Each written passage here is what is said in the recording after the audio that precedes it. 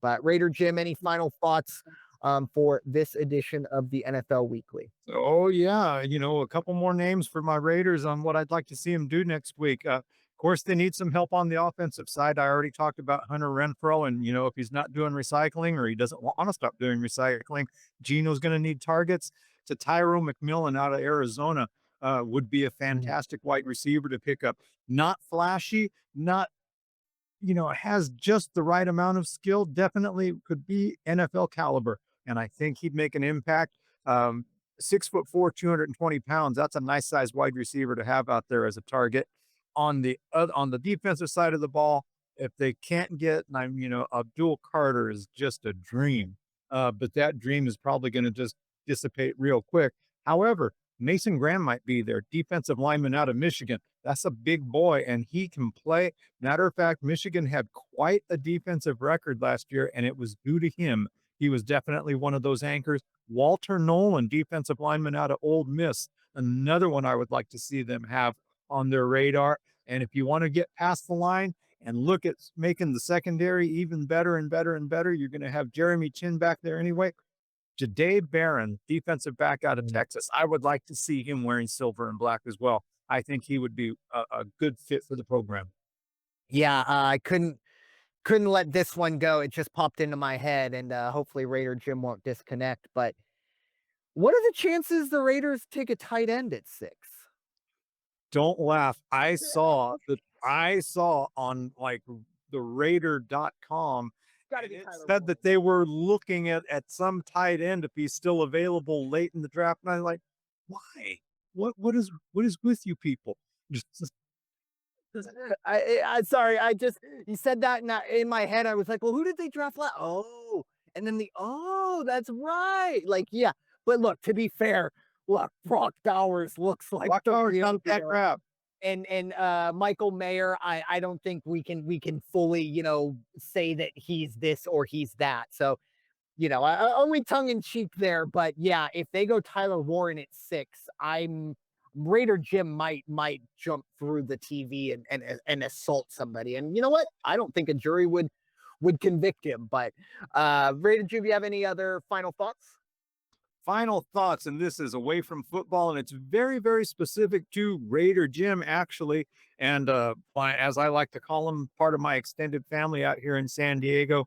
But unfortunately, I woke up to 5, 6 o'clock in the morning on Monday, and the first email that I got was to let me know that a gentleman, Ornette Gabriel was his name, and he was known as Ornette Chicken Gabriel. Chicken was a name that his dad had given him when he was a little boy.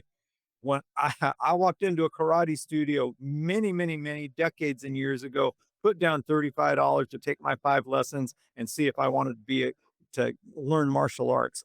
My instructor, who was one of the lightweight champions in California and in one of the first guys that fought ESPN kickboxing when they used to do that on Tuesday nights or whatever. One of the guys he trained with was this gentleman, Ornette Chicken Gabriel, who, when you looked at him, he was all of 5'5", weighed 135, 140 pounds, but he had moves like no other. He was a champion as a fighter, as a competitor. He was instructor and taught many champions, including a gentleman, Steve Nasty Anderson, who was a world champion for many, many years. And Chicken passed away due to, health. He was in his mid 70s, I believe. But that was a big loss to the Martial Arts Society. In overall, Black Belt Magazine was on the internet as soon as it happened. So that is how renowned Mr. Gabriel was. Chicken, thank you for everything and the opportunity I had to work out with you every now and then. And just to be in your presence always made me a better person. Amen. That was great. Yeah, it's very, very, very tough to deal with things, but sounds like a fantastic life. And look, I've always said if you have a name like Chicken or something like that, you've got to be a pretty cool dude. Like, it just names like that, like you just hear him and you're like, I want to meet that dude. I want to have a beer with that dude, or I want to talk with that dude for 15. He's probably got some stories. So thoughts and prayers going out to everyone affected by that. Mine is it's just kind of a reminder. So A little backstory. I work in construction administration. I don't do actual construction. I sit in a very air conditioned office in a nice comfy chair, sitting behind a couple monitors.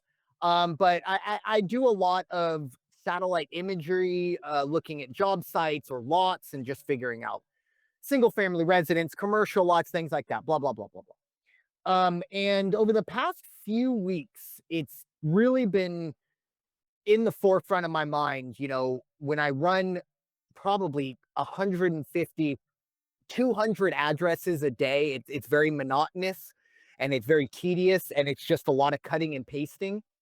But over the past few weeks, a lot of the jobs that I've been looking at, unfortunately, have been in the Pacific Palisades area. And looking at the satellite imagery I'm a World War II. I don't want to say buff, but I enjoy World War II history and documentaries and things like that. It looks very reminiscent of whether you want to, firebombing of Dresden, the Battle of Britain, the Blitz in Central Europe, wherever. Imagine a bombed out city. Unfortunately, these are the images that a lot of people are still dealing with, and it's very very sad, and it's because when I run these things, I see the names, who owns it, or the trust, or and every single one has a story behind it. And a lot of times, unfortunately, when we do hear about Pacific Palisades or Los Angeles or Malibu, oh well, they're rich and they'll be fine. And they're probably you're probably not too far off. They probably do have the means to rebuild and things like that. But I think it's more about what they lost, and whether it's memories, whether it's family heirlooms, whether it's property and things like that. The reason I just wanted to kind of bring it up is because it kind of disappears, right? Once the fires go out and we stop talking about it on, TV and during sporting events and things like that. And I also, don't want to just point out to that. There have unfortunately been natural disasters. I'm also thinking about North Carolina as well. But just want to be a little reminder to be grateful for all that you have. Be grateful for the fact that, look, if you're watching this podcast and you have the time and the technology and the money to be listening to us wax poetically about something as ridiculous as the NFL draft and free agency, you live a pretty good life. And even for myself, I try to remind myself, even on my worst days, there are a lot of people in this world that would kill to be in my position. And just a little reminder to be thankful for what you have, even if you don't feel it's enough. It's a lot. Again, if you have the time, energy, and resources to watch us weekly, you have a pretty good life. And I'm speaking to myself more than anyone else right now as well. So I don't want anyone to think that I'm still on my soapbox, but just a little reminder, a little food for thought as we head into Easter weekend and the summer for the whole, to just enjoy it and be grateful for all that you have. But with that being said, thank you all so much for listening to this episode of the NFL Weekly here on the First Off the Bench podcast network. Everyone comes off the bench. We are first. It is time for you all to go wash your hands and stop hating everybody. We'll talk to you all very soon. Take care. Peace.